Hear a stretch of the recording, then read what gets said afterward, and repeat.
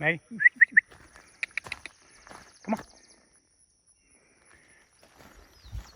Good morning, y'all. It's Brian and Maggie today at Hollis Farms. A little something different going on for this time of the year. Usually not doing this, but I got to get a rifle sighted in. We are headed to South Africa in about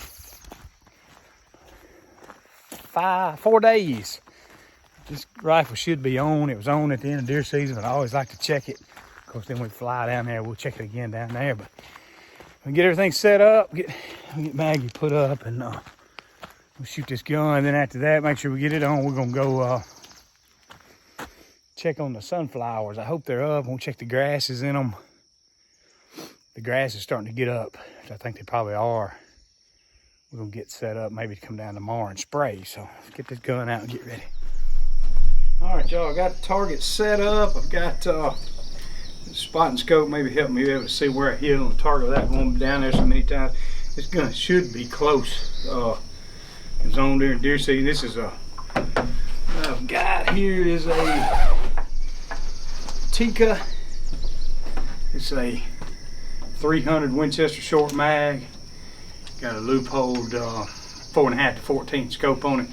I've told a story about this gun on some other videos. This is a gun that I had stolen several years ago, and then 2 or 3 years after that recovered it. The law recovered it, so it was pretty beat up. After that, went and had it dipped, and Vic over at Black River Precision fixed it up for me, cerakoted all the action, the barrel, dipped everything. So we'll get it set up here.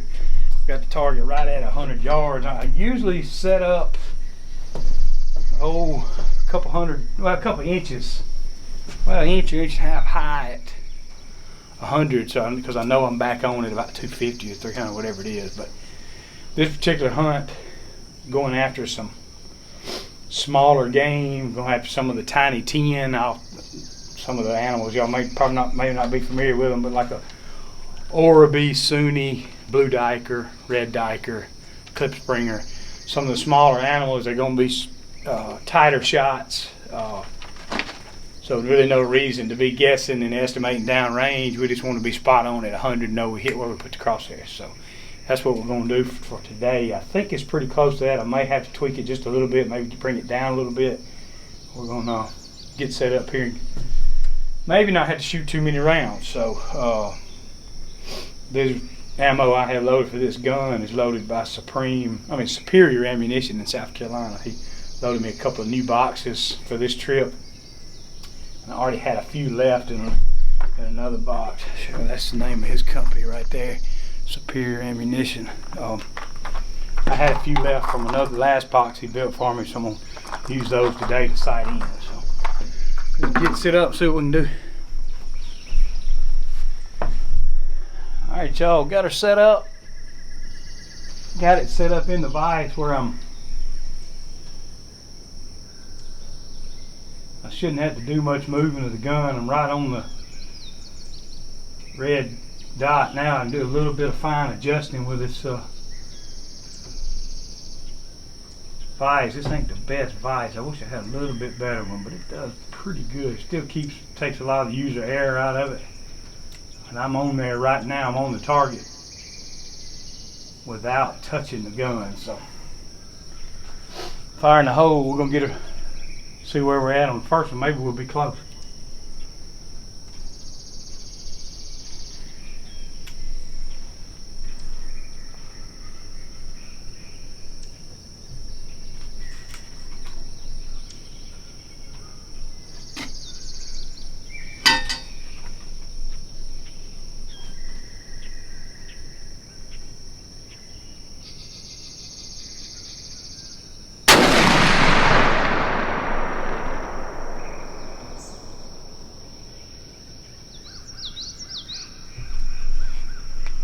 Alright, see if I can see that spot. Felt like I was on, felt like I got a good squeeze.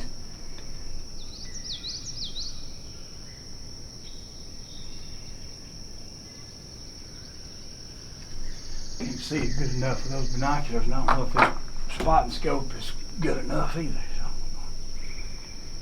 So maybe go down there and take a look at it. The spot and scope is Not a very good one. About has to be on a tripod to see anything.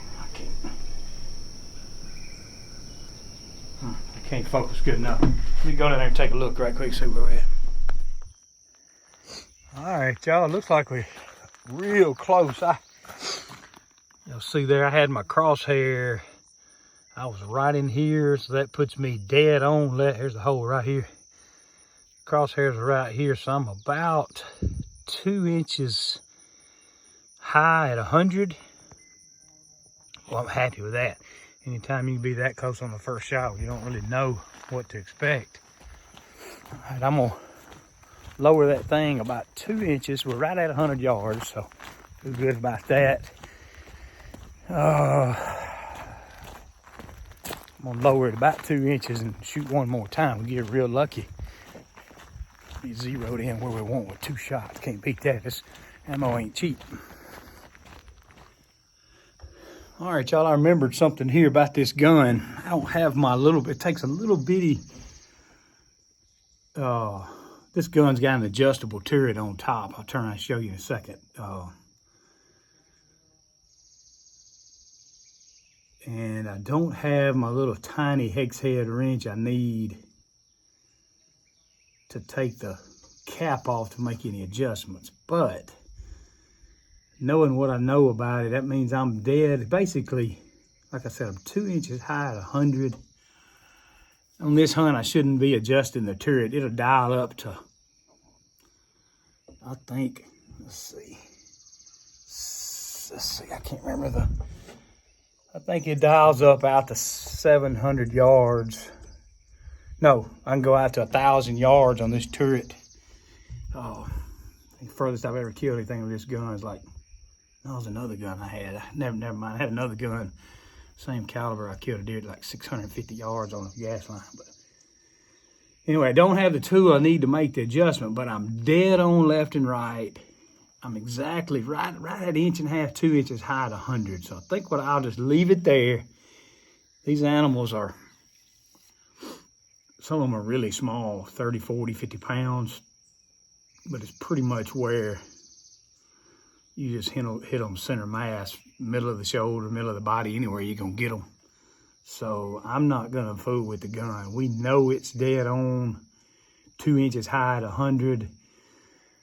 I mean, if I just instinctively put the crosshairs on the deer, on the animal at heart shot, it's gonna hit mid shoulder or mid body. So I don't have to do a lot of thinking. A lot of times I don't have time to do much thinking. So I'm gonna leave it alone. That's gonna be one and done. Don't shoot a bunch of this ammo up. I think what we're gonna do now is ride up here and check on the sunflowers and see how the grass is going, like I was talking about earlier, see if we need to get set up tomorrow to spray tomorrow. I've got my spray rig here. All I had to do is get my other chemicals. We can use Clethodim on it and it'll kill the grasses. This particular sunflower didn't round up ready, or just not, there's nothing I can spray on these sunflowers to kill broadleaf weeds. And that shouldn't be too bad a problem. We just want to keep the grasses out of it till they get up and get above everything. So I'm going to put the gun up, get Maggie back out, we'll ride and go see the sunflowers.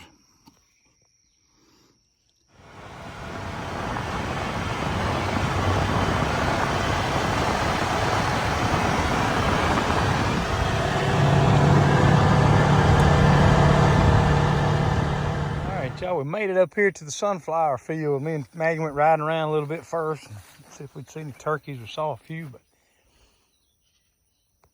looks like the sunflowers are coming on up pretty good. I think it's been, let's see, tomorrow will be 2 weeks since we planted. So you can see, yeah, they're coming on up good. We've got a lot of grass out there in a lot of areas here. I'm gonna have to get up here and spray that. But we kind of expected that. A little more than really what I thought, because we sprayed that pre-emergent. Looks like in some areas it's done real good and some not. But we got the spacing on their beans. You see here about 1, 2, about 30 inches is what we were hoping for. So it's real good. Row right there, row right there. Walk out here and see what else we got coming up. should be able to get in here with the Ranger. We'll have to let them get a little bit taller. This may have to wait till I get back from South Africa. But there's a lot of grasses here. I'm kind of surprised how much grass is here, even though we sprayed. But I felt like we got good coverage on it.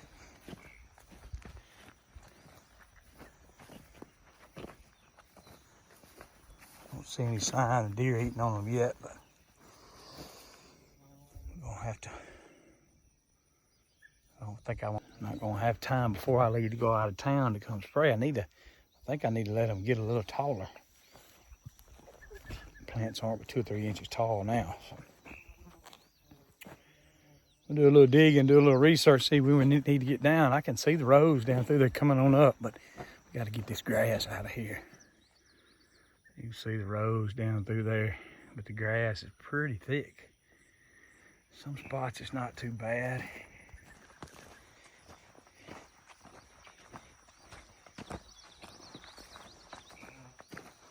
Oh no. Mix the chemicals away. I think they're supposed to be mixed. See right through here, you see the sunflowers coming up strong. You can see them a lot better, of course, right here where there's no weeds, but we're gonna have to get these grasses out of here. They're gonna choke everything down.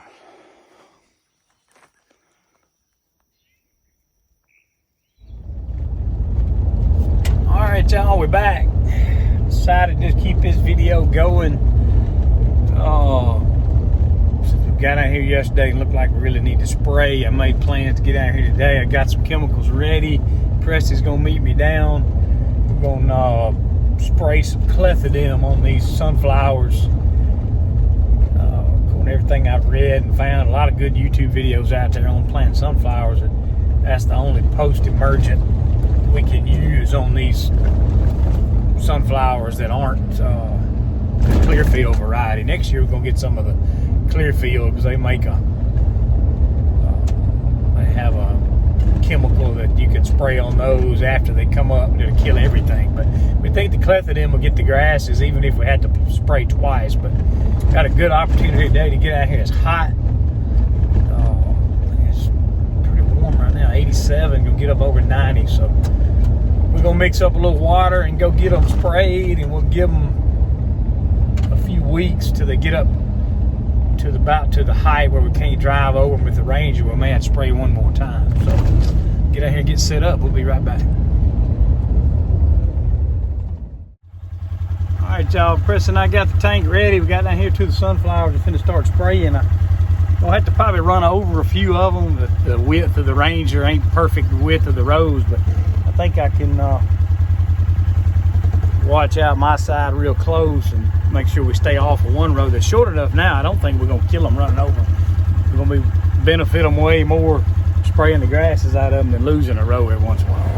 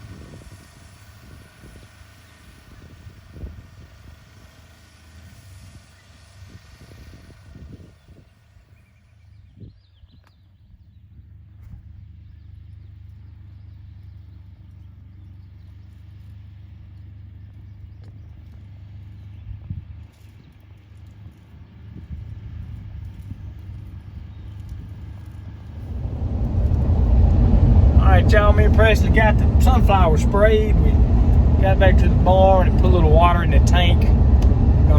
Gotta mix some Roundup in there when we get home. Got some weeds to spray at home around a couple of ditch banks. We'll get that done while we got the tank loaded up. Ended up, hope I did it right. According to the little book on the Clethodim, we used 8 ounces per acre. And I know the last time we sprayed, I had a little too much water in the tank and had to make 2 passes. So I cut my water back to 20 gallons, so 10 gallons per acre. So 16 ounces of Clethodim. I got my speed about right. I know last time I was going about 7 or 8 miles per hour, and I had to make too many passes back over the field. So this time, slowed back down to 6 miles an hour. That put us at a rate of right at 10 gallons per acre. The width, y'all seen the width of that sprayer. It sprays about 35 feet wide. So feel like we got good coverage. I didn't have any crop oil to put on it. Maybe we'll be okay. It's good and hot. No wind. Should have got good coverage. So they recommend waiting at least 14 days before another dose of Clethodim. So we're going to be gone here in a few days, going to South Africa. Be down there a couple of weeks. So somewhere around July 4th or first week of July, we'll check the grasses again. May have to do another dose. So anyway, we appreciate y'all watching. We're keeping our fingers crossed. It's the first time we fool with these sunflowers, so hope we're doing everything right. Y'all don't forget to subscribe and check out our website at hollisfarms.com if you're interested in that. Thank you.